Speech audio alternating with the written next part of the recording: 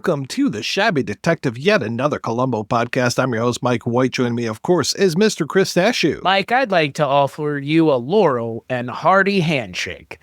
We are talking about the fourth episode of the seventh season. It is called How to Dial a Murder, previously known as two titles. The script has the Laurel and Hardy W.C. Fields Citizen Kane murder case, which is maybe as long as the Bye Bye Sky High IQ murder case.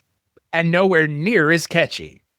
It really rolls off the tongue like a mouthful of gravel. Formerly, Snips and Snails and Murderers' Tales. Yes, that was Tom Lazarus bringing that to us there. A lot of revisions for this script. Did get to read the screenplay for this, which is a treat in itself. This one came out April 15th, tax day, 1978. It is a blissful 73-minute episode, and it stars Nicol Williamson. Yes, Nicol is a man's name in this case, Nicol. Nicol Williamson, most people know him as probably Merlin from Excalibur. Most people know him from Exorcist 3. Yeah, I guess you're right. He's got that great voice, yeah. Oh my, his voice is the best part. If you don't know what he looks like and you hear his voice, it's like, oh, okay, yeah, there you go.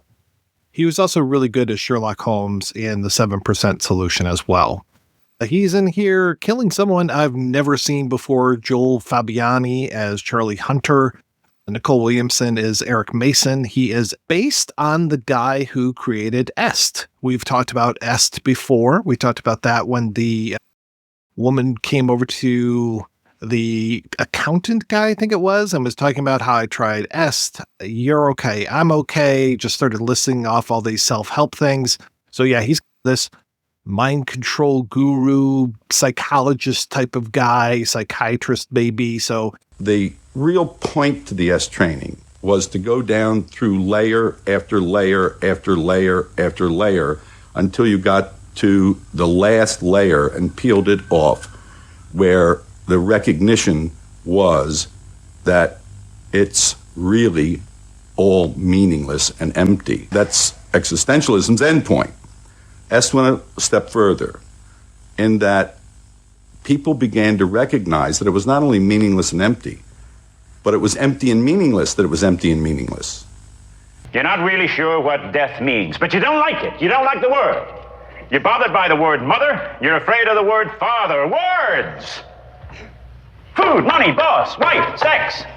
Mommy and Daddy started setting you up right from the cradle, conditioning you. They took control with the control words. Then the words took control. Now who's got the control? I've got the control. The words lock you into your locked up little lives. Kind of one of these guys that we've seen also a few times before, but we haven't seen any of them use dogs as a murder weapon. Chris, what did you think about How to Dial a Murder? If you want to get caught immediately, use your own dogs to murder someone.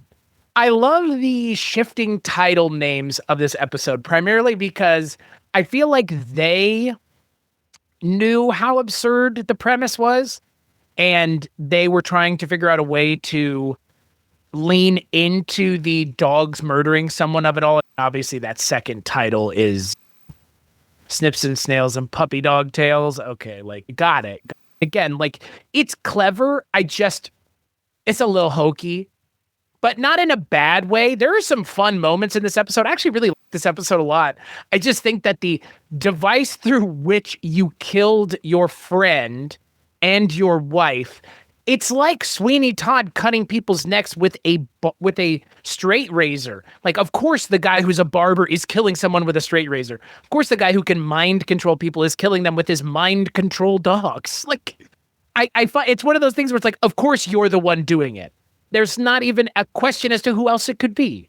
And that's my issue with this episode, is this is one where Columbo knew before he even came on screen that this guy did it, because it's like, it's his dogs. But who else? It's the idea of dogs like this don't do this without prompting. Okay, who could have prompted them? The mind control guy. You see what I mean? I'm not trying to be an ass. It is a little on the lazy side. However, I will say the laziness or the kind of high concept of it all gets glossed over by the fact that the episode is so fun and Nicol Williamson is such a fucking monster. Willing to kill Columbo, willing to kill his dogs, willing to kill his wife and his best friend. Like, he is, I think, one of, if not probably the worst person we've seen on this show in terms of the lengths he's willing to go to save his own skin. Including, again, like, I was watching this episode last night with my friend Lindsay, and she was like, how many times do people try to kill Columbo as we were coming into the final moments of the episode? And my response was, and you can check me on this, I don't think really anybody up until this point has. Not like this. Not where it's like so overt. Where it's like, hey, I'm going to literally be like, hey, Columbo, I'm saying the word that I know is going to get the dogs to kill you. And the only way this won't happen is if you somehow, unbeknownst to me, deprogrammed the dogs, which he did not know happened because he was expecting for Columbo to die at the end of the episode. How he would explain that away would be beyond me. I'm assuming it would be the dogs were violent. And this might be one of the times where Nicol Williamson almost gets away with it, frankly, if Columbo dies in that moment, but obviously he didn't. So I enjoyed it, but it is a little cutesy, I think. It's probably the way I would put it. Maybe not lazy, but cutesy. Yeah, we don't tend to see too often the murderers trying to murder Columbo. I think we'll see that more in the ABC years. I was kind of figuring as much. But we did see Louis Jourdan give him the poison in the glass. Okay, so that was it, though. When you think about the other person with wine, Donald Pleasance is enjoying a drink with him at the end. Johnny Cash is enjoying a song with him at the end, or he's having a cigar with Miguel Ferrer, Jose. The people that Columbo is catching that have killed someone are often have no beef with Columbo because they don't even admit what's going on up until that last moment. Like, Nicol Williamson is just repugnant throughout. Jose Ferrer is doing something for someone else. Like Donald Pleasance, Donald Pleasance isn't justified in what he does, but he's such a sad sack. You feel really sorry for him, really feel for his character. Nicol Williamson is the first one of the few characters other than Louis Jourdan, really, who is just, this guy is a real piece of shit. And even, like, we don't see this scene in this episode, but I could imagine a similar scene like we got, was it with Louis Jourdan, where he's, I don't like you. I don't respect you even. Because I think that, like, with Jose Ferrer's character, there's clearly a mutual respect between him and Columbo. Columbo almost feels bad for having to take him in a way. There's no universe where Columbo feels bad here. He shouldn't. Yeah, I think other than maybe Leonard Nimoy and maybe going all the way back to Gene Barry, Columbo generally has maybe a little bit of respect for these criminals that he's catching. He knows when they are good adversaries, but Nicol Williamson is not a strong adversary. He is not at all. The first time we see Columbo in this episode, he's got the dogs kissing him and rolling around, and he's just like, that's enough, fellas. That's enough. That whole thing, which he's going to do later on at the end of the episode, but he knows already these are not violent dogs. He's coming to a crime scene where a man was ripped apart by dogs. They haven't taken the dogs away yet, and he's there rolling around with these dogs and having the time of his life. Because finally he's got dogs that are way more active than his own dog, who I'm glad it actually makes sense that dog is in this episode. It isn't just like a throwaway kind of thing. For this being 73 minutes, it's a pretty darn tight episode. It doesn't feel like we've run into the things we've run into before, where it's, oh my God, get rid of this scene. There's really not a lot in here where I'm just like, oh, this doesn't need to be here. I feel like it's very well paced and plotted. I 100% agree. I like the length of this episode. Looking at the other episodes this season, 70 minutes, 73, 97, 73, 93. Like, this one is in the shorter camp. I think it is better off for being shorter than longer. I really don't see how you could have stretched this out any further, unless you brought more complexity into it with the Kim Cattrall character, which, by the way, 1978, Kim Cattrall, whoa, like, young. When her name showed up, I was like, oh, wow, like, she's been acting for a really long time. I think she's really good in this episode. They don't really go far enough with her character, in my opinion. I feel like they could have added some more complexity to it. I actually thought the twist was going to be that Columbo finds out that the girlfriend actually killed the wife because the girlfriend or the housemate or whatever she was, the live-in college student, was jealous of the relationship that the wife and the husband had, Nicol Williamson and his wife, and murdered her so that he could be all for herself. That's where I thought it was going. Because again, like there have been episodes like that take a little kind of complex note as opposed to just being straightforward. I actually thought that's what was going to happen because it almost made it seem like that might be where it was headed. Maybe I could be wrong here. Obviously, it didn't go there, but it seemed like for a moment that they were going to introduce the Kim Cattrall character as like the fly in the ointment for Nicol Williamson. There was supposed to be a lot more of her character, and there was supposed to be a whole thing about Nicol Williamson because he's already cuckolded by this other doctor. In the earlier drafts of the script, he can't get it up. He's suffering from dysfunction. Impotence, yes. And when Columbo is needling him, he talks about how strong and virile this killer must be and all this kind of stuff. And that would have been really good to have in this episode. I agree. And yeah, there was supposed to be more about those two together, Kim Cattrall and Nicol Williamson. And that just didn't happen.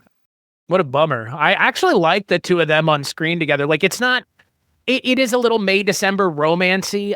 She's young and Nicol Williamson is one of those guys that looks kind of like Richard Harris. Until he was old, he just always looked old. Until he looked really old, he just kind of looked the same, I guess. I don't know. You know what I mean? Until he was old, I never really saw him look any different in anything.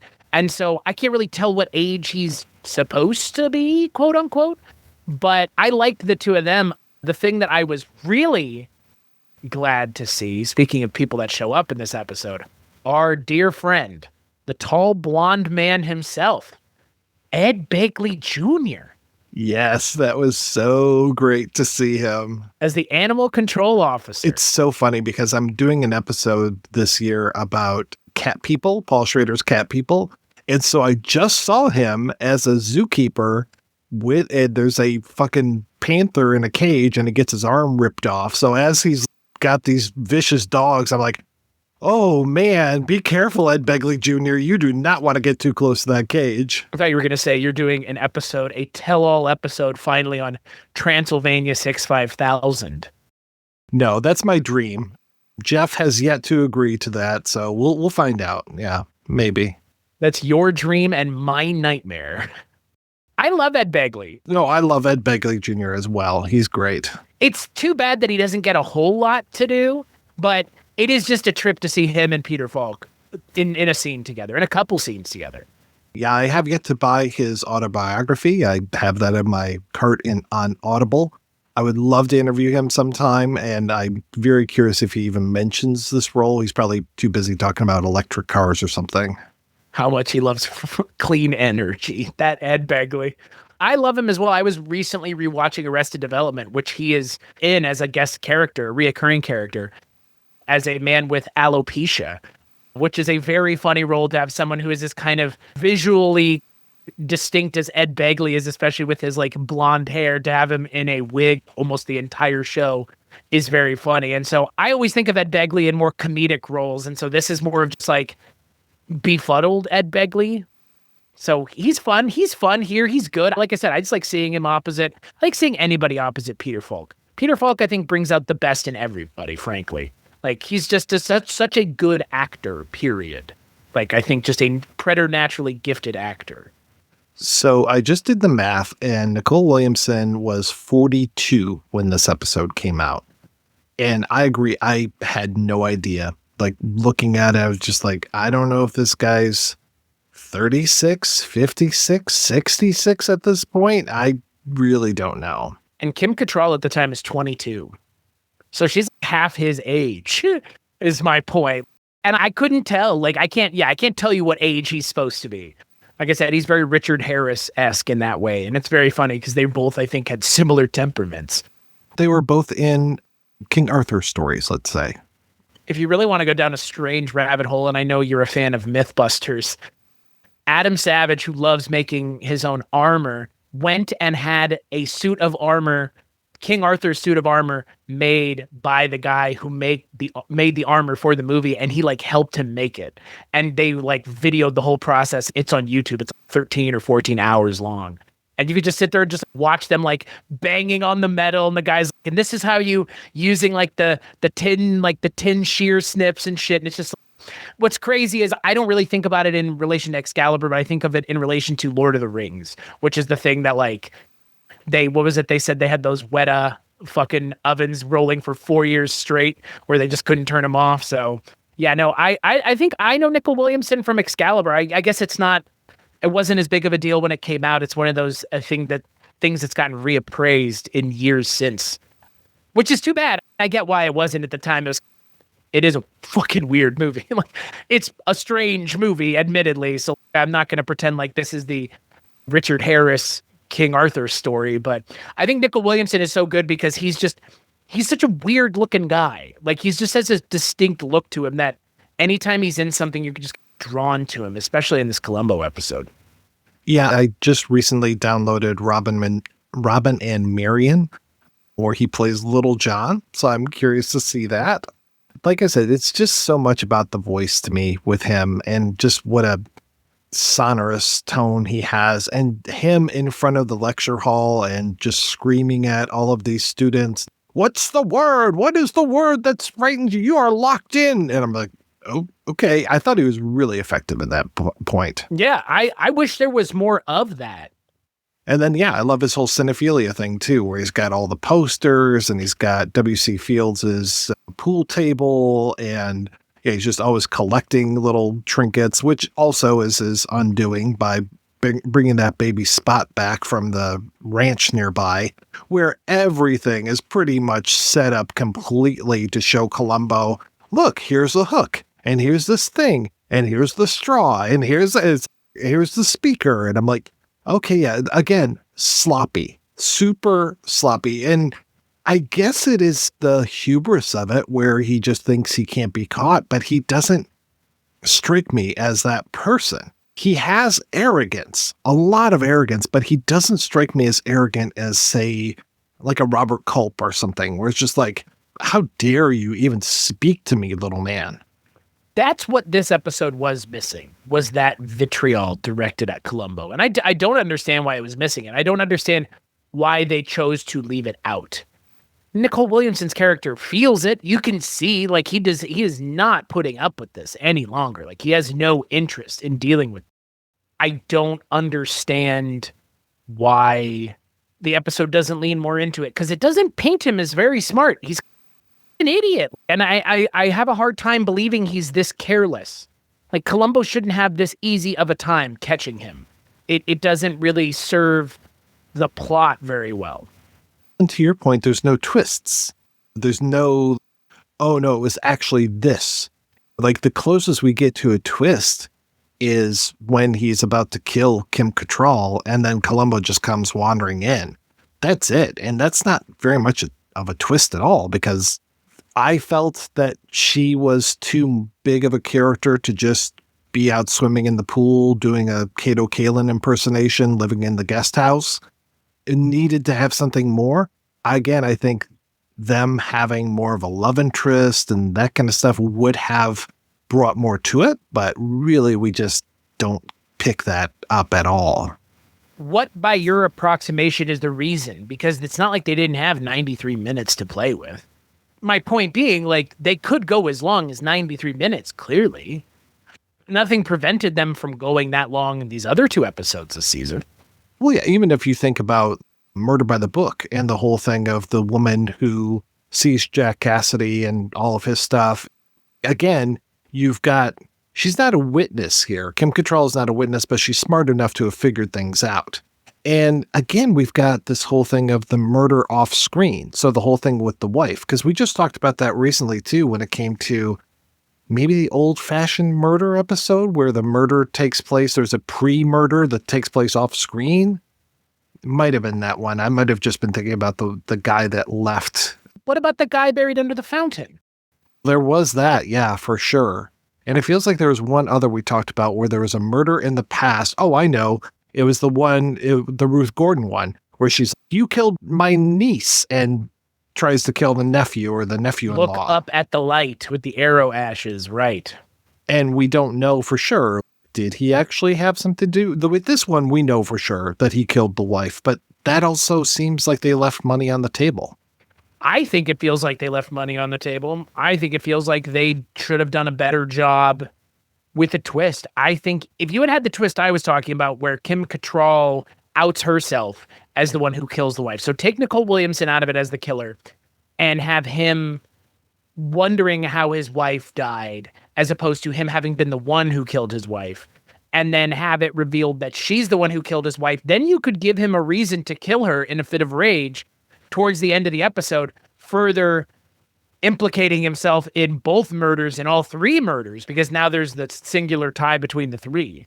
And I think that would have been infinitely more interesting. And they're like 2 steps away. They're like a half step away from that. It's one script revision away. You have these 3 characters already in this like love square, not really a triangle. I guess I don't understand why a show like this that goes in that direction just didn't, because it falls flat for me. It's by the end of it, I was like, oh, that's it? Like, that is it. Okay. She was underwater, Mike. I do appreciate that. She was underwater, so she couldn't hear the phone ringing. I like how Columbo's, he would have been underwater, though. Like, I appreciate that moment. That's like the one moment where it's like, okay, the show gets it. Because like I was asking that same thing in that moment. Like, well, what if she was swimming underwater? Good. But there's so much, like you said, left on the table that it feels like a lot of missed opportunities once again, especially with the caliber of actor. To me, the most memorable part of this episode, and the thing I go back to when I think about this all these years later, is the word game. And then the end of the episode, of course, the gotcha moment. But the word game, I really like that. I like that it's turning psychiatry against the psychiatrist. Columbo is really trying to, and I know that Nicol Williamson realizes it, trap him. And then just the inadvertent capturing of Rosebud, I thought was wonderful. That whole thing of when they're playing the word game and they just have Columbo's coat with that recorder so prominent on the side of the screen. And then when they do the 2-shot, it is so front and center. You cannot miss that he is recording this conversation. May we play the game again? Sorry, the game? The word game. Only this time, I'll start. Money. Work. Work. Teach. Elephant. Tusk. Wolf. Dog. Dog. Kill. Kill. Charlie. Wife. Love. Animal. Hunt. Trap. Word game. But yeah, that whole thing when he takes the tape back and he's talking on the phone and the dogs start going crazy and Ed Begley Jr. gets to run in and be like, Lieutenant, something's going on. But I also really love Trisha O'Neill. And this is the second time I think we've talked about Trisha O'Neill. She was in Gumball Rally. And I believe when we were talking about her on the Gumball Rally episode of the Projection Booth, we also brought up that she was Captain Rachel Garrett of the Enterprise C in one of the best episodes of TNG.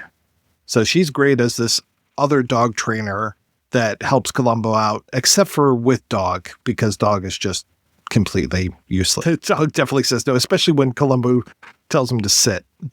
He just pushes him down.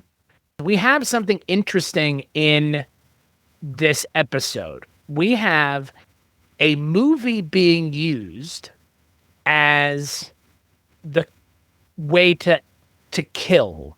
So we have Citizen Kane being used, which I find very interesting because at the time Citizen Kane was getting reappraised, right? This is the Pauline Kael times, right? Like Exactly. I'm trying to remember when the Pauline Kael article came out that was just tearing down Citizen Kane and especially trying to tear down Mr. Welles himself. because this was April 15th of 1978. And I'm assuming that that Kael article had to have come out sometime around then, because again, like this isn't. Looks like 1971, it looks like. And then the book comes out in 74. I grew up in a similar time as you. For me, going to film school, I saw Citizen in I don't know how many classes. It was drop of a hat. People are going to show you The greatest movie ever made. That is what it was called when I was growing up as well. And you and I are separated by 15 years. And that's a wide amount of time. It may not sound like it, but it being considered the greatest movie of all time, I don't think that's the case anymore. But for a time, for certain generations of people, just like The Exorcist was the scariest movie ever made for a time.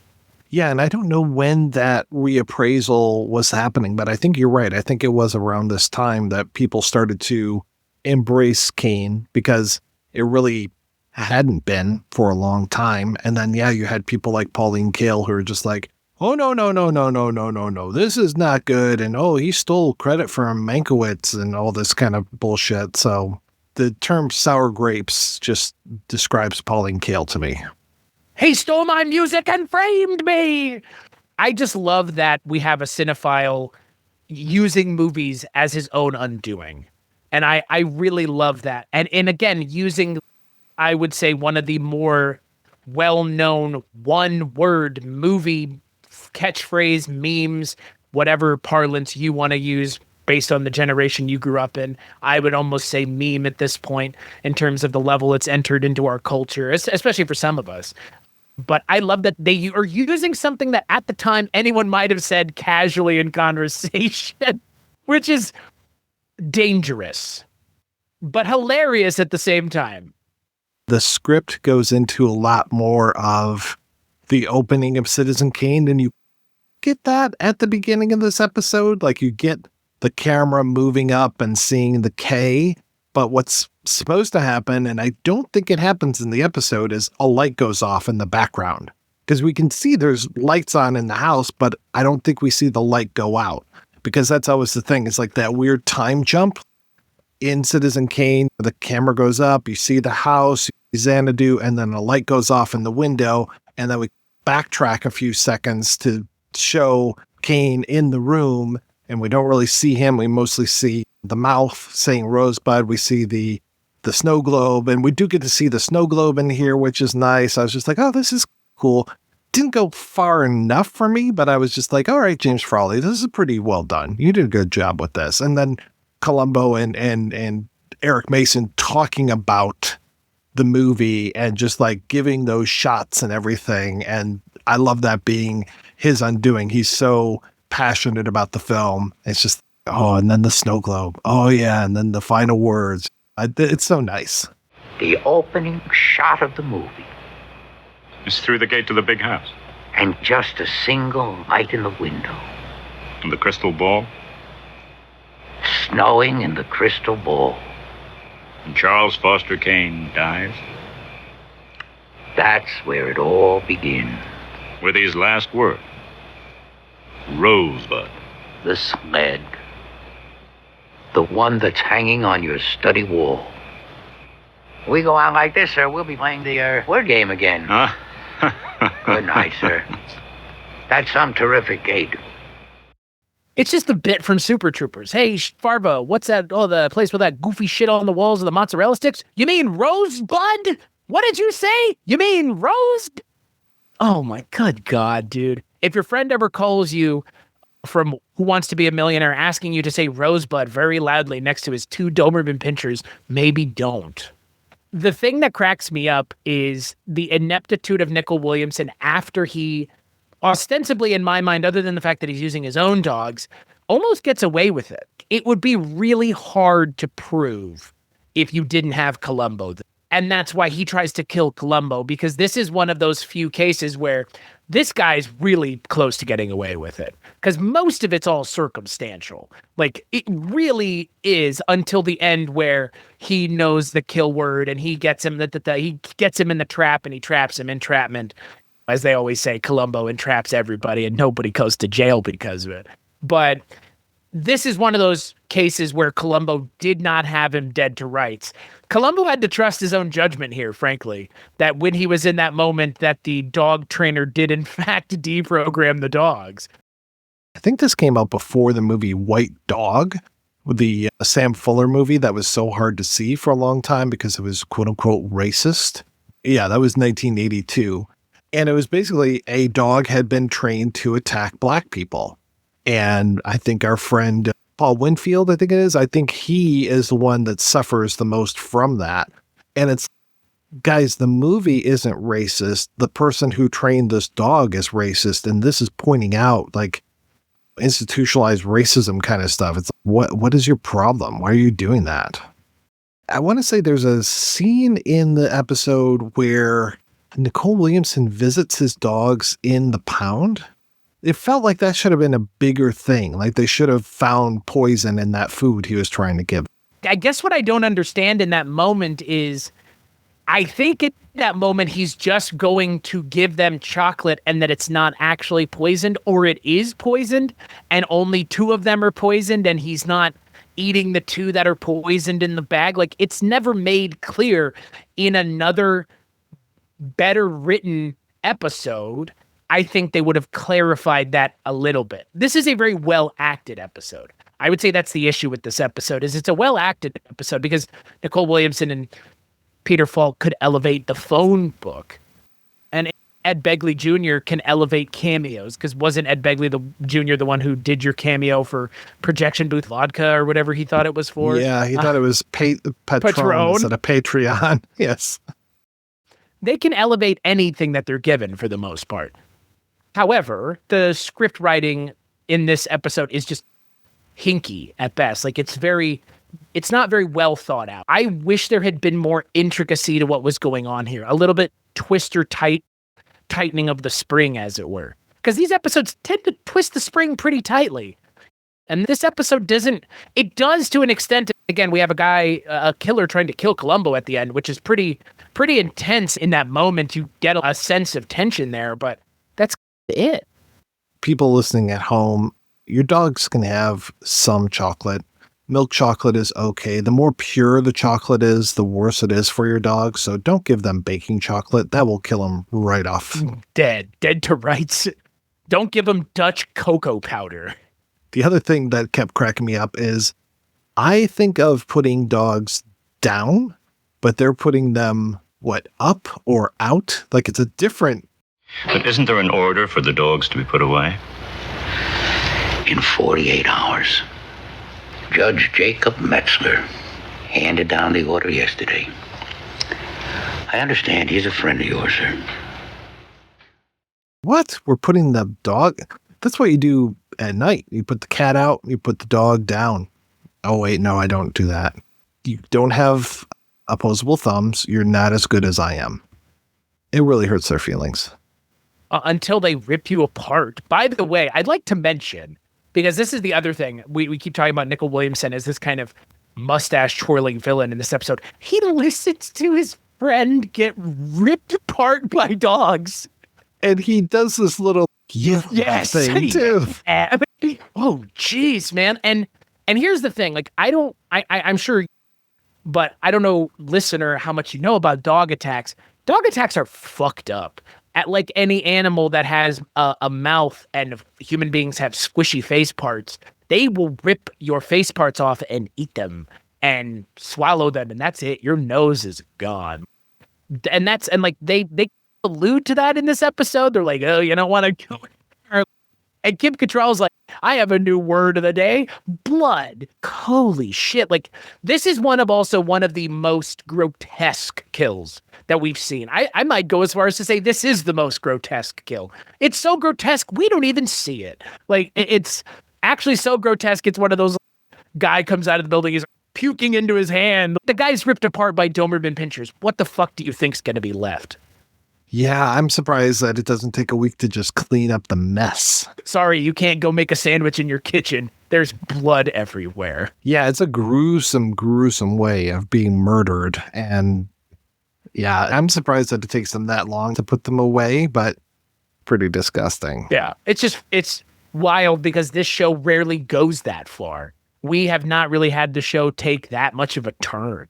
The Donald Pleasance episode where he suffocates his brother or cooks him to death, I guess. Bakes him, yes. Bakes him to death. That's pretty gnarly. But this is like animals tearing you apart is just, it's fucked up. It's a lot. Yeah.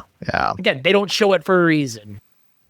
Yeah, but like I said, and I think you said as well, I still this episode, even if it is a weak entry, but there are charming parts to it. I wish Nicol Williamson had a meatier role to play with, or I don't know, just a better teleplay to go off of. But I still found a lot of this, especially for a season 7 episode, I found this to be pretty delightful. As opposed to our next episode, Chris, which for me is one of my least favorites. I don't know how the fans feel about the conspirators, but I feel like it's pretty insulting, especially since it's technically the last episode of Columbo, at least when it was on regular rotation. This episode was a good episode for season 7. I don't know how good of an episode it was for what we've seen as a body of work so far. That being said about the next episode, it being one of the worst episodes, at this point with this season, I'm not surprised because this season has been very, very, very hit or miss. And I would say leaning further into miss than hits, because even the hit with this episode, it wasn't that good of an episode. It was just better than other things we'd seen this season, which were okay. Some of the episodes this season have been not great. Like the Louis Jourdan one is, I think, the other one that was really good. All the other ones have been okay. They've all had their really weird specific problems. And I'm disappointed because I feel like this needs to be the moment where I stop going, the good Columbo's not coming back. The next one is rough. And then I want to say there are some okay things in the ABC years. There are some pretty rough moments as well. Yeah, we'll get there. We'll definitely get there. I'm excited because this, like you said, this feels like a moment, penultimate moment. And I'm glad we've gotten this far. It's taken a while though, but this is a definite inflection point from here on out with the show. Chris, when you're not training your dogs to kill people, what are you up to these days? I'm training my cat to feed me pasta in bed instead. It's a much harder prospect, but he is Italian, so he takes to it rather easily. Creepy pasta? That's what the kids talk about. Yeah, my cat is actually Slender Man. He is black and white, so he's a tuxedo wearing cat. I am over at weirdingwaymedia.com, where you and I and our friends sit and talk about movies and TV shows and pop culture stuff of all variety. My show, The Culture Cast, can be found over there. Your show, The Projection Booth. Susan and Sharon's show, The 80s TV Ladies, can be found over there. Father Malone's show, Midnight Viewing, can be found over there. Jamie Bending's show, The Filmentaries podcast, can be found there. All those things can be found at weirdingwaymedia.com. That's where I'm at. What about you, Mike White? Oddly enough, that's also where the projection booth is at, and this show, and what else we got? Yeah, I'm working on Midnight Viewing. We doing anything else these days? Oh, I know. We're going to be doing What No Fucking Ziti, which That's I believe when this episode comes out, it'll be the first episode will be available for people so they can hear our new Sopranos recap show, where I've never seen any of these Soprano episodes, and Chris is the big spender coming in and telling me all about Joey Pants and Richie Aprile and all these guys. So I'm very excited for people to hear just how out of touch with pop culture I am. Out of touch with pop culture, you're with a show that ended 20 years ago at this point. With that, let's just go ahead and fade to black and play it out with some Journey music.